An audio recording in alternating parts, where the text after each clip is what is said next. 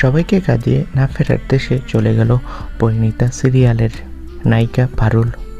টেলিপাড়ায় শোকের ছায়া, বিস্তারিত জানতে ভিডিওটি দেখুন। বর্তমানে পরিণীতা ধারাবাহিকে নায়িকার চরিত্রে অভিনয় করছে অভিনেত্রী ঈশানী চ্যাটার্জি, আর নায়কের ভূমিকায় অভিনয় করছে উদয় প্রতাপ সিং। তার চরিত্রটি হলো রায়ান। একা নায়িকা পারুলের দাপট সিরিয়ালে, কিন্তু গল্প এগোচ্ছে যেখানে রায়ানের অস্তিত্ব একদমই গুরুত্বহীন। নায়ক এখানে নামেই আছে, শুধু চরিত্রগত কোনো গুণই নেই।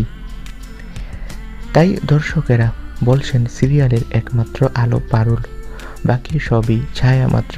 বিশেষ করে বর্তমান প্লটে তুর্য আর টগরের ক্ষতি করতে উদ্যত হয়েছে এই মহান নায়ক।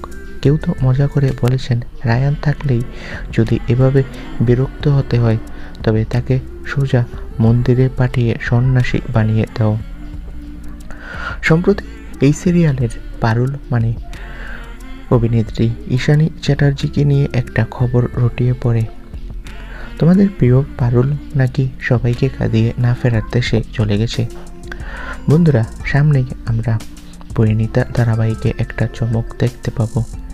সেখানে পারুল চরিত্রটা মারা যাবে, মানে সিরিয়ালে টুইস্ট আসছে। তবে একটা কুচক্রী মহল দাবি করছে যে পরিণীতা সিরিয়ালের নায়িকা ঈশানী চ্যাটার্জি নাকি বাস্তবে মারা গেছে। বন্ধুরা, বাস্তবে নয়, সামনেই সিরিয়ালে পারুল চরিত্রটা মারা যাবে। তোমাদের কার কার পারুলের অভিনয় ভালো লাগে কমেন্ট করে জানাও। ধন্যবাদ।